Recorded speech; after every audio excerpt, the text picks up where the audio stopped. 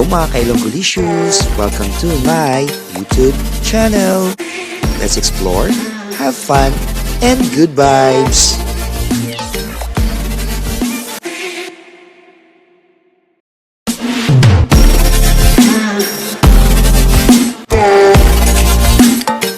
Hello everyone! Tara, samahan niyo ako sa panibagong travel adventure. Ready na ba kayo? Let's go to Baku, Azerbaijan! Panibagong destinasyon na naman. Sama-sama nating i-enjoy ang bawat sandali ng biyahe. Welcome to Abu Dhabi Terminal 1 Airport. Habang naghihintay ng boarding, saglit muna tayong nagpapahinga dito sa Al Dhabi Airport Lounge. Tahimik, presko at perfect para mag-relax bago ang susunod na biyahe. Wine muna, konting pahinga at enjoy lang sa moment. Few moments later. Sa wakas nakarating na tayo sa Heydar Aliyev International Airport. Welcome sa Baku, Azerbaijan.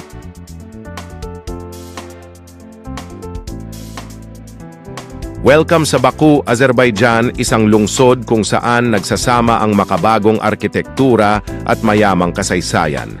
Habang naglilibot tayo sa syudad, mapapansin agad ang kakaibang disenyo ng mga gusali mula sa modernong glass buildings hanggang sa mga istrukturang may impluwensyang European at Middle Eastern. Ang mga kalsada dito sa Baku ay malalawak, maayos at planadong-planado. Makikita mo ang malinis na highway, malinaw na road markings at maayos na daloy ng trapiko na nagpapakita ng maayos na urban planning ng lungsod. Habang bumibiyahe, tanaw ang mga high-rise buildings, business centers at residential areas na nagpapakita ng mabilis na pag-unlad ng Baku. Sa bawat kanto, makikita ang halo ng luma at bago, ang mga makasaysayang gusali na nagpapaalala ng nakaraan katabi ng mga modernong istruktura na sumisimbolo ng kinabukasan. Ang disenyo ng lungsod ay hindi lang tungkol sa ganda, kundi pati sa functionality at kaayusan. Dahilan kung bakit kaaya-ayang libutin ang Baku.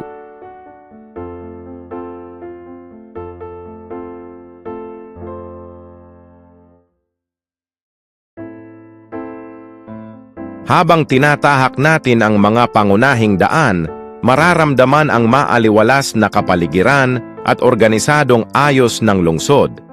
Ang Baku ay isang malinaw na halimbawa kung paano maaaring magsama ang tradisyon at modernisasyon sa iisang lugar. Isang lungsod na hindi lang magandang tingnan, kundi kaaya-ayang maranasan.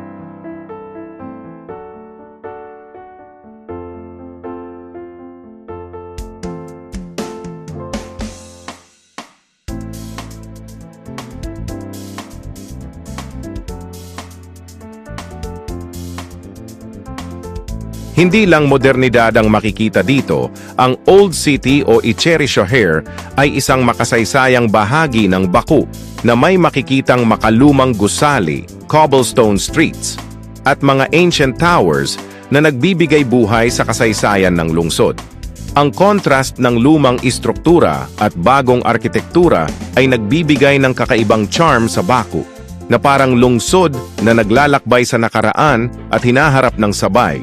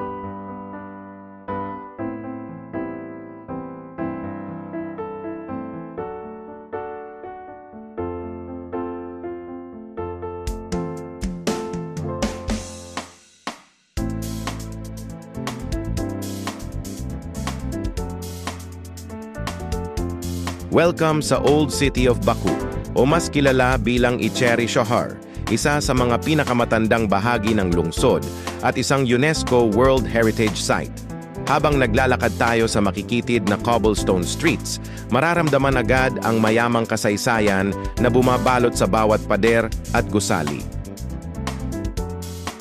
Habang lumulubog ang araw, mas lalong nabubuhay ang lungsod sa ilalim ng mga ilaw sa gabi. Sa bawat hakbang, makikita ang mga gusali at kalsadang kumikislap, nagbibigay ng kakaibang ganda at tahimik na energy sa paligid.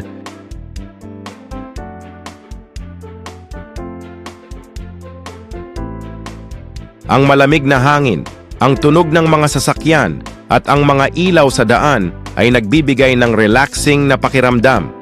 Sa gabi, mas ramdam ang ritmo ng lungsod, mas kalmado, mas payapa, pero puno pa rin ng buhay.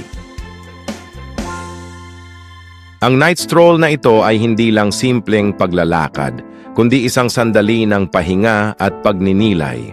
Sa gitna ng liwanag at dilim, dito mo mararamdaman ang tunay na vibe ng syudad. Panibagong araw na naman, tahimik ang paligid, sariwa ang hangin, at unti-unti nating sinasalubong ang panibagong adventure.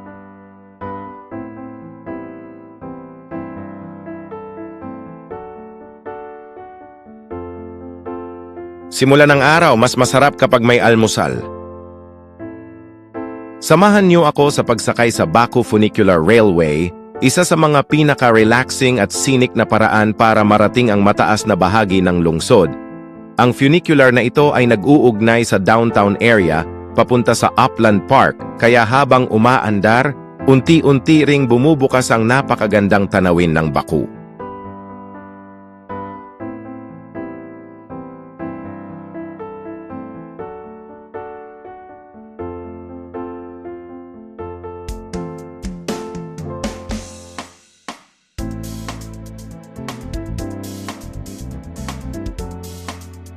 Habang paakyat ang biyahe, makikita natin ang maayos na pagkakaayos ng mga gusali, malalawak na kalsada at ang baybayin ng Caspian Sea sa malayo.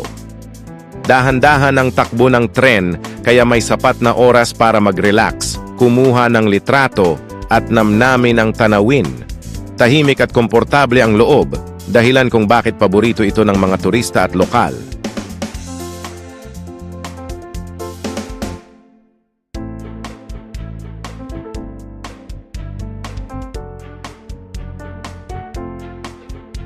Pagdating sa itaas, sasalubungin tayo ng mas malawak na view ng lungsod. Dito makikita ang modern skyline ng Baku, kasama ang mga iconic na gusali at parke na nagbibigay ng kakaibang ganda sa syudad. Ramdam mo dito ang kombinasyon ng kalikasan at urban development na nagpapakilala sa Baku bilang isang modern at progresibong lungsod.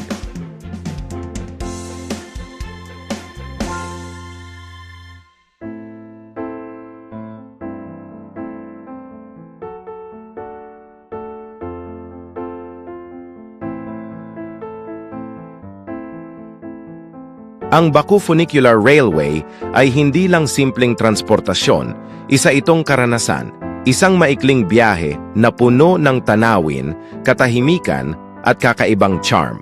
Kung bibisita ka sa Baku, huwag palampasin ang funicular ride na ito para sa isang relaxing at unforgettable city view experience.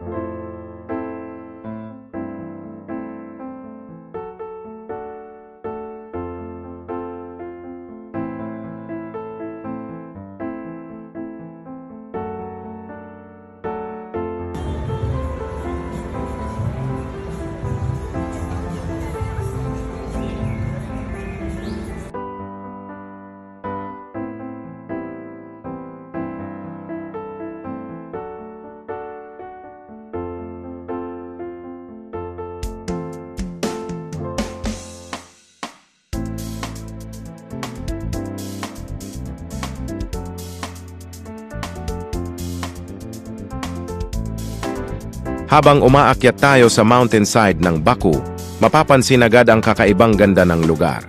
Sa gilid ng daan, makikita ang mga maliliit na tindahan at stalls na nagbebenta ng iba't ibang produkto, mula sa souvenirs, handicrafts, at local artworks hanggang sa mga tradisyonal na pagkain at pasalubong.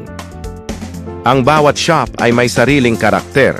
May makikita kang mga handmade items, carpets, accessories, at mga lokal na produkto na nagpapakita ng kultura at kasiningan ng Azerbaijan.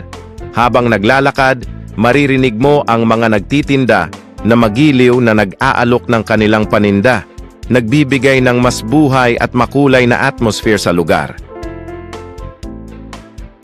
Ang pagdaan sa Baku Mountainside na may mga produkto at shops ay hindi lang basta lakad o biyahe. Isa itong karanasan kung saan nagsasama ang tanawin, kultura at lokal na pamumuhay.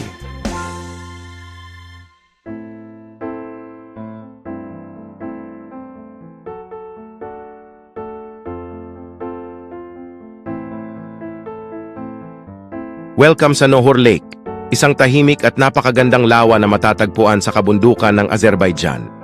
Pagdating mo pa lang dito, mararamdaman mo na agad ang kakaibang katahimikan at preskong hangin na tila yumayakap sa buong paligid. Napapalibutan ang Nohor Lake ng matatayog na bundok at luntiang mga puno na nagbibigay ng natural at payapang tanawin. Ang malinaw na tubig ng lawa ay sumasalamin sa langit at mga bundok, kaya bawat tingin ay parang isang painting na buhay na buhay. Dito, mabagal ang oras, perfect para mag-relax, magmuni-muni at takasan muna ang ingay ng lungsod. Welcome sa Tufandag Ski Resort, isa sa mga pinakasikat at pinakamagandang mountain destination sa Azerbaijan. Matatagpuan ito sa paanan ng kabundukan ng Caucasus, kung saan mararamdaman mo agad ang lamig, sariwang hangin at kakaibang ganda ng kalikasan.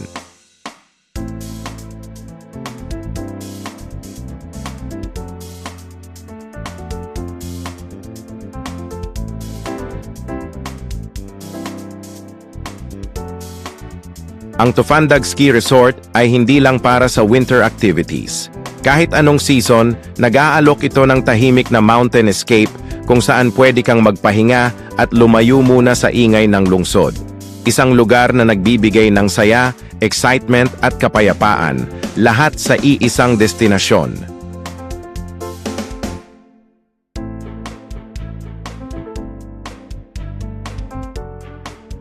Isa sa mga pinaka-highlight dito ay ang cable car ride.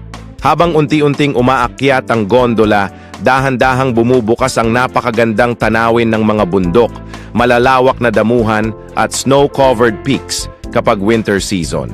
Tahimik at relaxing ang biyahe, kaya may sapat na oras para namnamin ang bawat sandali at kumuha ng mga litrato.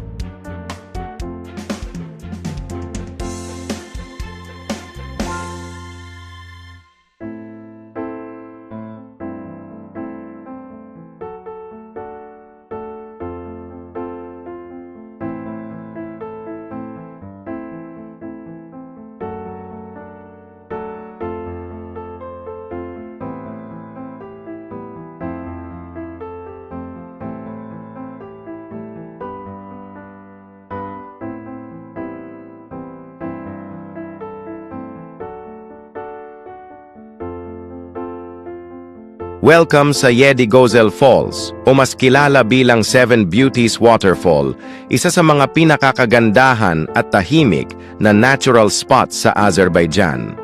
Pagdating mo dito, mararamdaman mo agad ang preskong hangin at ang malamig na tubig na bumabagsak mula sa taas ng bundok, nagbibigay ng kakaibang ginhawa at kapayapaan sa paligid.